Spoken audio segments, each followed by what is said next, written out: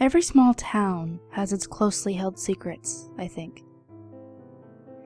Sometimes there are rumors and gossip.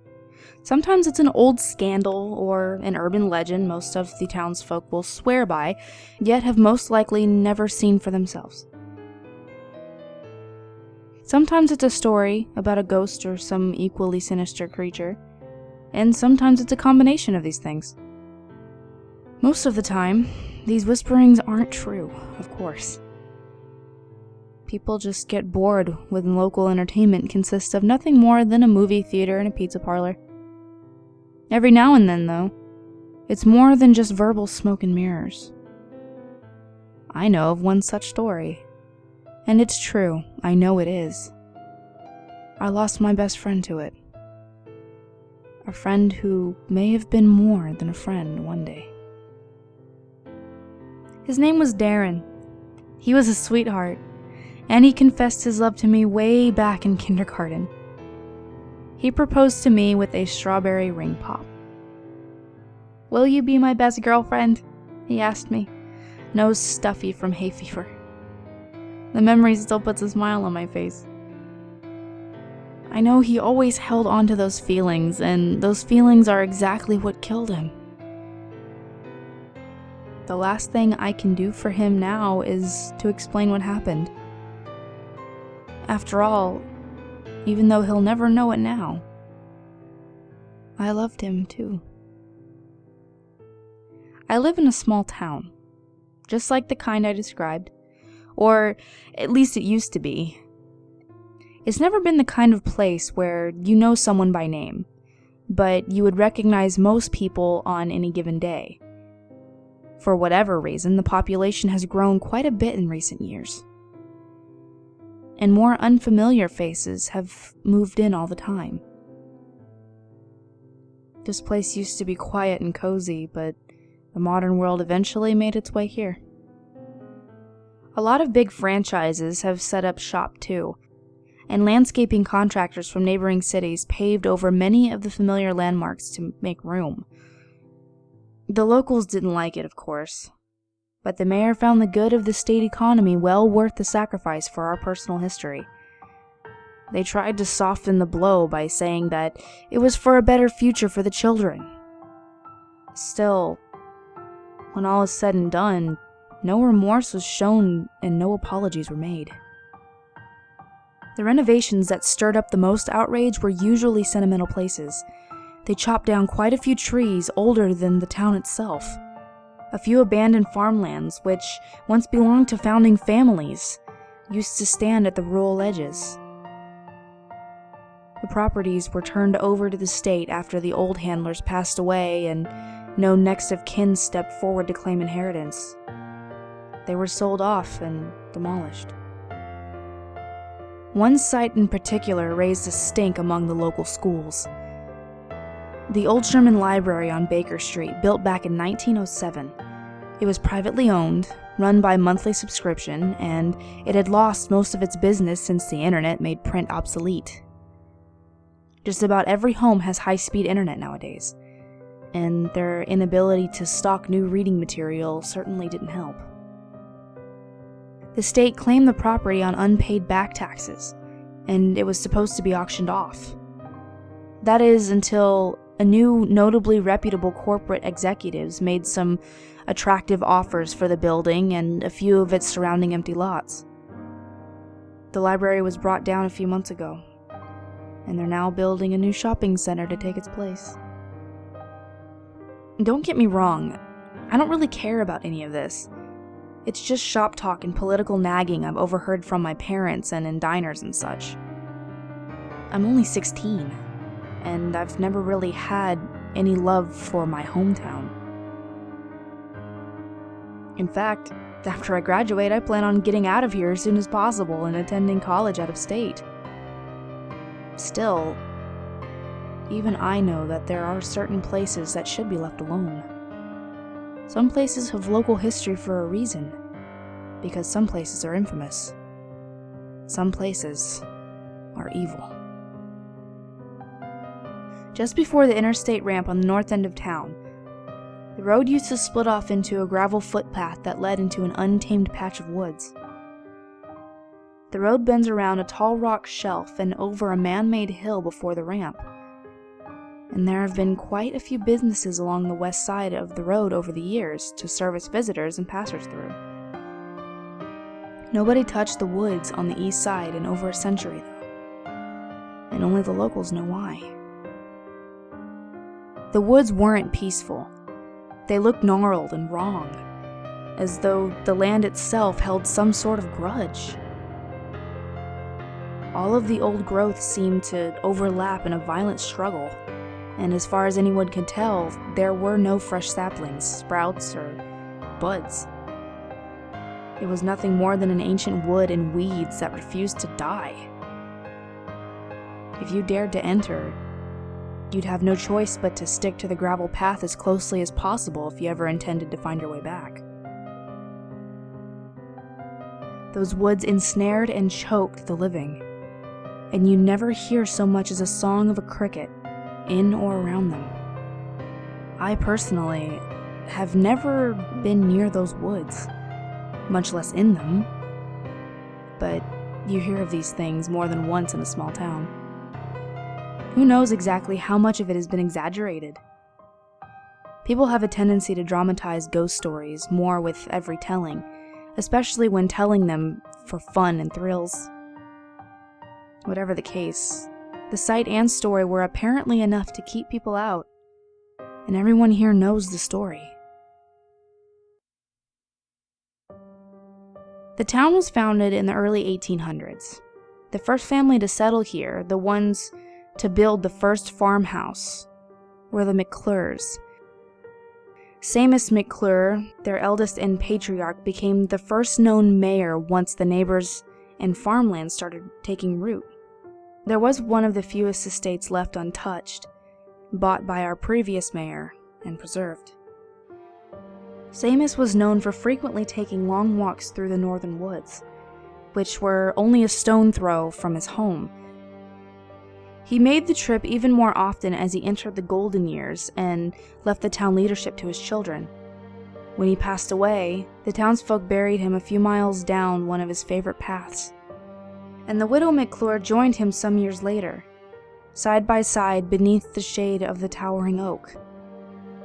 A few decades down the line, Seamus gained the company of 3 cousins, a niece, a nephew, and a grandson lost to leukemia.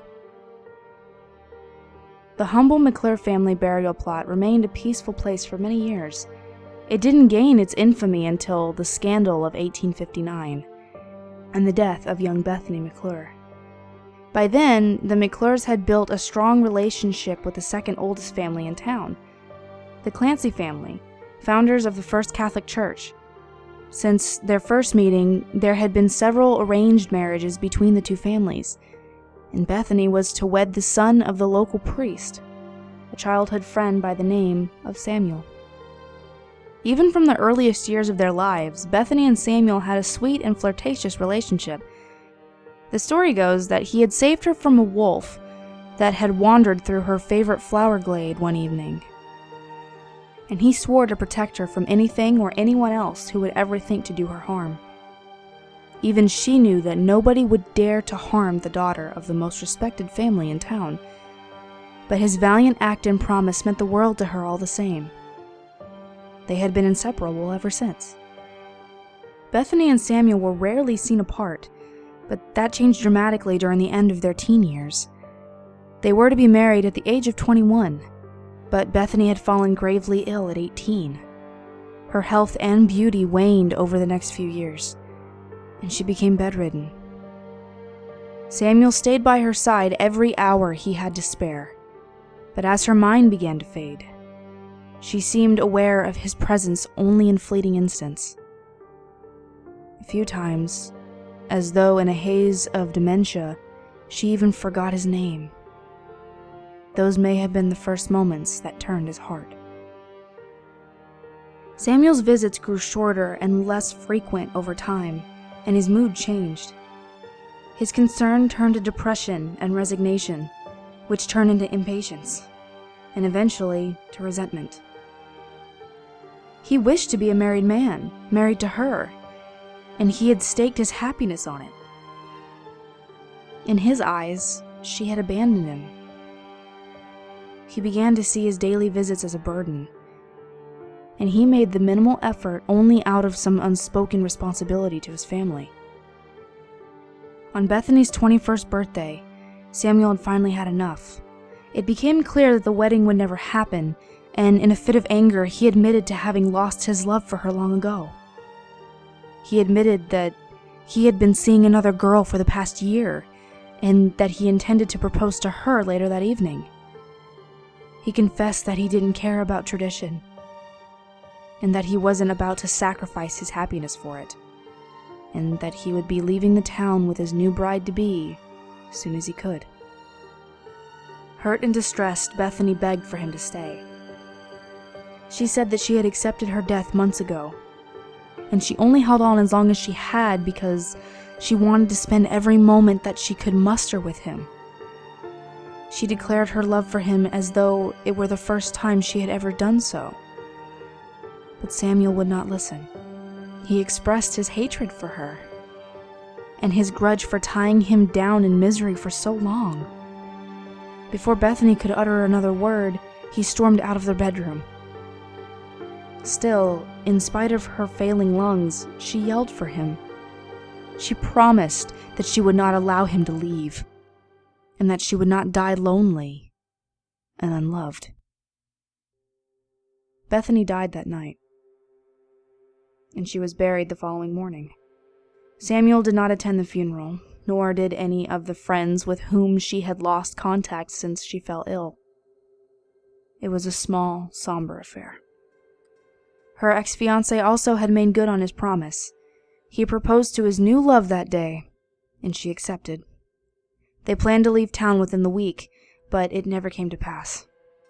Several nights later, Samuel disappeared without a trace, having left behind an open and half-packed suitcase on his bed, his engagement ring left on top a stack of folded shirts. He was never heard from again. That's the end of the official story, the part of which the local authorities and the families involved will admit. Those in the know remain tight-lipped over 150 years, and remain so even now. Still, over time, enough whispers passed around to spell out the secret, more sinister details. Those would be the details that kept the locals away from the woods, and far away from the McClure burial plot. Though the search party found nothing, the story goes that he was found sometime later in the least likely place imaginable. They say that Bethany's mother returned in the spring to visit her daughter's grave, and the soil had been disturbed, though it didn't appear that any shovel had touched it. Rather, the ground was upturned and cracked. Freshly moist and black visible beneath the topsoil left cold, hardened, and grayed from the recent winter chill. It appeared as though someone or something had attempted to claw its way out rather than dig its way in. In fact, from the looks of things, the unknown thing had nearly escaped. Reluctantly, Mrs. McClure had the coffin uncovered. The idea of disturbing her daughter's rest brought her to tears, but she had to know if the grave had in any way been desecrated. Unexpectedly, they found the coffin nailed shut, just as it had been on the day of the burial. But it wasn't thorough enough for Mrs. McClure. She ordered the coffin to be opened, and therein lay a chilling discovery that haunts the family and the town to this day. Where there had once been one corpse, there were now two. There, in an expression of horror frozen upon his face, lay the missing Samuel Clancy, trapped in the late Bethany's loving embrace. I wish that I could say that that's the end of the story. I wish that I could say the forest was officially closed off to the public once and for all. Unfortunately, the government doesn't like to endorse ghost stories and urban legends. So, people here just stay away. took the story to heart and kept the whole thing secret from the outside world as best they could. Even so, there were bound to be at least a few too curious for their own good, and there have been. The next known victim didn't come until the mid-1960s. Some liberal arts student location scouting for a photography project. He came looking for the old graveyards, of course. The whole town suggested New Clancy Cemetery on the south side, the only burial plot used for traditional locals since the incident. He considered the idea, even paid it a visit. And the town believed they had narrowly escaped what was sure to be another disappearance. No such luck. The kid insisted on paying a visit to the smaller burial plot to the north because he'd read about it in some book written by nosy interlopers. A few desperate townsfolk tried to warn him, but their words only fed his curiosity. In the end, they found nothing left of him except for 2 items placed mysteriously on a stump just outside the forest path entrance: a camera and a wedding ring. Nobody searched the woods. Bethany had already claimed her prize. What was the sense in giving her another? The mayor personally bought that plot of land shortly after the college boy's disappearance, fenced it off, and threatened strict punishment for trespassers. I'm sure it prevented quite a few unnecessary losses, but not all. Missing persons reports still surfaced every now and then, stating the last known location somewhere nearby. But nobody in the town searched for long, and nobody ever searched the woods. That's how things went until recently. But through some legal loophole, ownership of any land estates purchased by seats of government authority were returned to the state when those officials passed away. The northern woods, along with McClure Plot, were returned to the state sometime in the early 90s. The current mayor sold a huge section of the woods to another stuffed suit with deep pockets, including the McClure burial plot. It didn't take long for them to throw up plans to level the land for a shopping mall and parking lot. Some of the people were actually relieved to hear this. If the grave was gone, they supposed, then so was the curse. They would be happy to get rid of it. Some, however, believed that disturbing the grave would only make things worse. Much to everyone's relief, the construction crew had put in work on the site for weeks without incident. Everything seemed much more peaceful than expected, but the peace didn't last. Darren worked for that crew part-time for the summer. He died last night. They found him buried alive at the north end of the lot. His fingers were just barely jutting out from under the soil. I cried for hours when I heard the news, and I've been chilled to the bone ever since. I wonder how many wives, fiancés, and girlfriends suffered like I am at this moment. I wonder how many wedding rings they found on that forest floor. This morning, I found a ring pop laying on the carpet outside my bedroom door. It was strawberry.